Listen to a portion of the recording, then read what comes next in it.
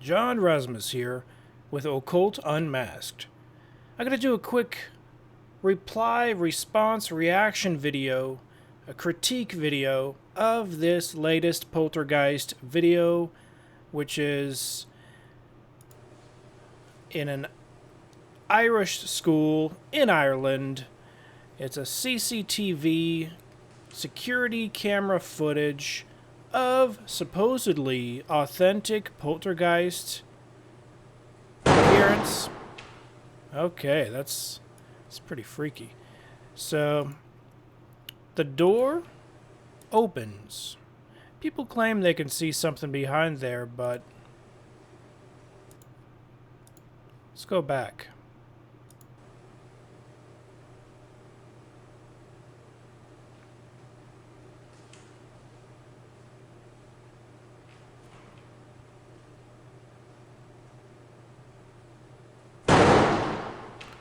Okay, so the door opens and closes really loudly. Alright. Then this poltergeist supposedly walks down the hall and starts rattling one of those lockers.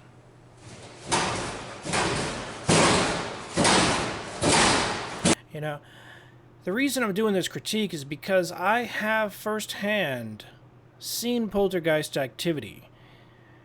And it was an invisible entity moving things around in my room. But even though I had that experience, I was extremely skeptical before it happened to me. And after the fact, I'm still extremely skeptical when I see other people's evidence.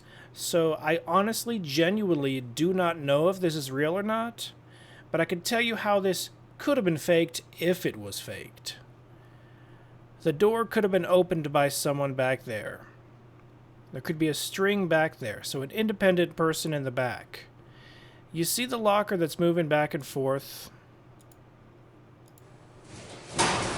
Right behind that locker is a window. It is theoretically possible for someone's hand to reach in that window and push that locker around. I don't have access to this place. I don't know it well enough to know if that window can even be opened. But that's one thing I would look for. And then we see later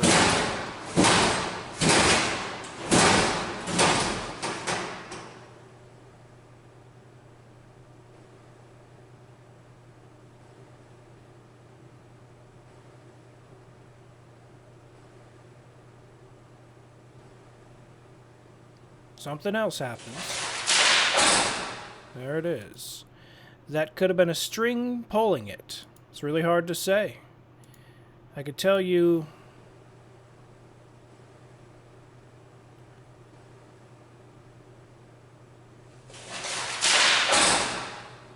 that invisible string and small string is invisible when used in combination with low-quality cameras. It doesn't get any lower quality than a black and white CCTV camera. I'm skeptical, but it's possibly legitimate. I can't confirm or deny whether this is real or not.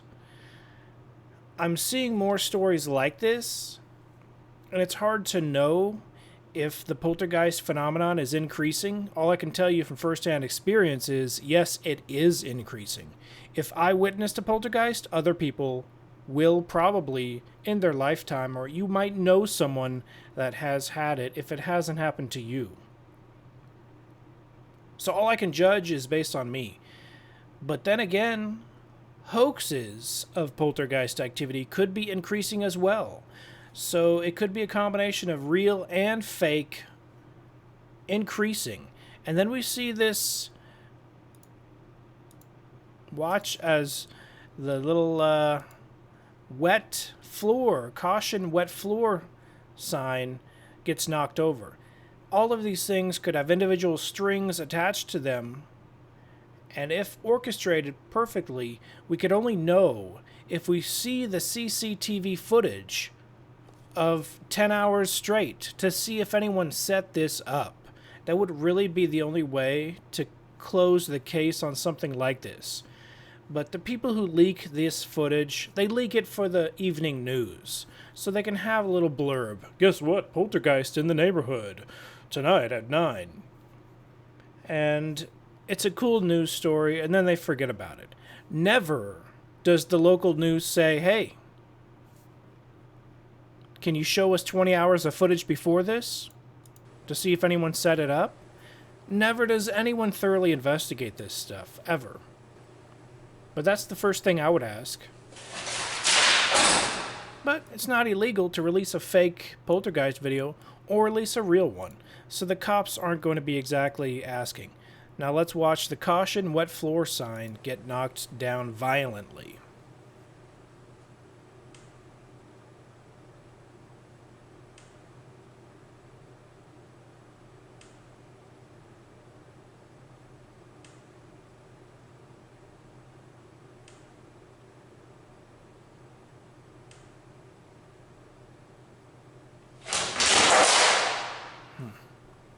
You know, that is interesting. Do you hear that creak? Let's listen to that creak again.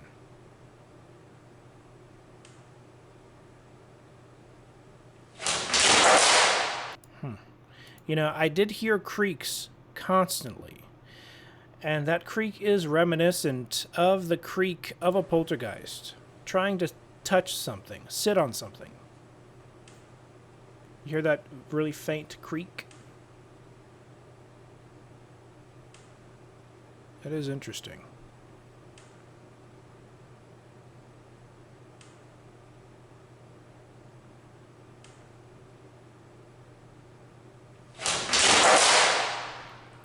Very interesting, and that is pretty much the end of the video of the poltergeist in the school in Ireland. Maybe it's haunted, maybe it's a demon. In my opinion, and this is my opinion, people call me crazy for it.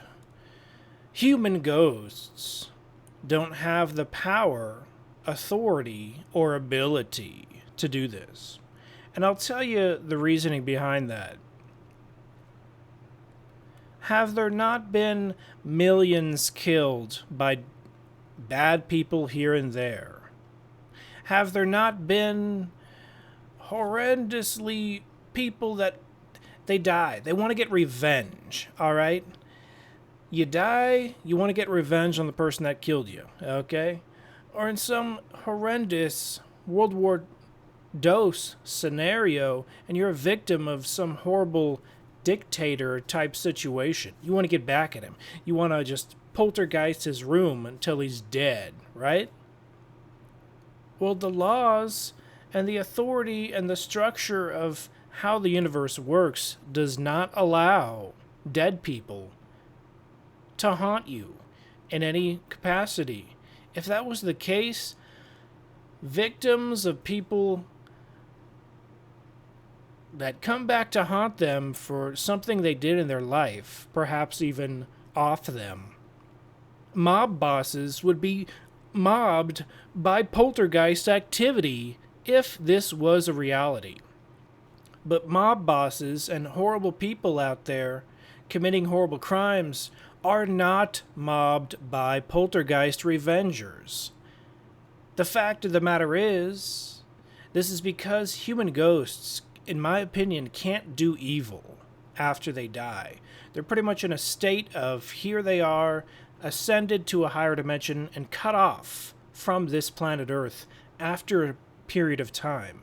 There might be a period of time where they linger, but after that, and they're ascended, bam, they can't haunt people. They can't have revenge. I think even during the lingering process, they still cannot have revenge. But negative entities, demons, they live here practically. One notch up, and they do this little trickster stuff. And even in ancient times, this type of scenario in this Irish school, they might have said a leprechaun did it. Over there in Sweden or Denmark, they might say a gnome did it. Ancient Germany, they might say a troll did it. And in modern days, we say it's a poltergeist, a German term, a noisy spirit. But it is a freaking demon in my opinion, if it's real. I can't confirm or deny whether any of this is real. I just can't. I wish I could. I can tell you the most authentic part of the entire video is what I already went over.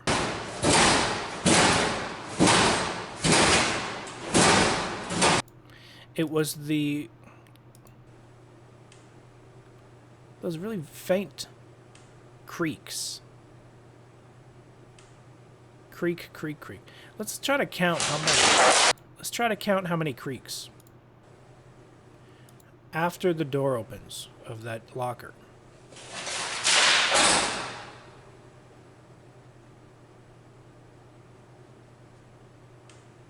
One, two, three, four, five, six, seven. Bam. So 6 creaks and 1 knockdown. So the door, it clearly doesn't have a lock on it.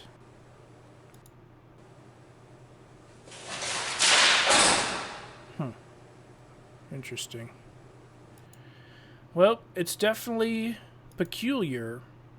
And I'd say the creaks alone, I would have to see the footage 20 hours back to see who staged it.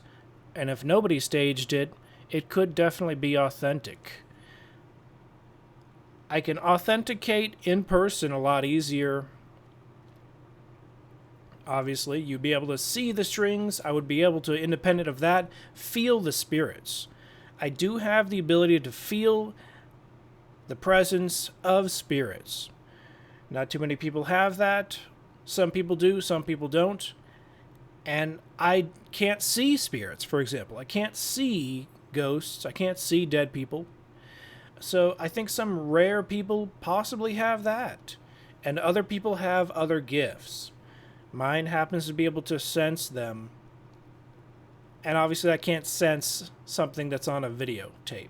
But the creaks are very intriguing. I lean in the direction of it has the randomness to an actual poltergeist. It has the creaking of an actual poltergeist. But I would have to be on the scene to see if someone could stick their hand behind that window, behind that locker, and the door, and the other door, and even the caution wet floor sign could have strings attached. But the creaking is something a hoaxer wouldn't think about. So that's interesting. I'll keep an eye out on different poltergeist videos. If you have seen what you think is an authentic one, feel free to share it with me. I know for a fact there are at least 3 prominent poltergeist hoaxers on YouTube. I've only mentioned one of them. I haven't talked about the other 2, almost, because I don't want to give them free publicity. But I thank you for watching. Until next time, this is just a quick video, no intro, no outro. This has been John Razimus with youtube.com/Razimus. Be seeing you.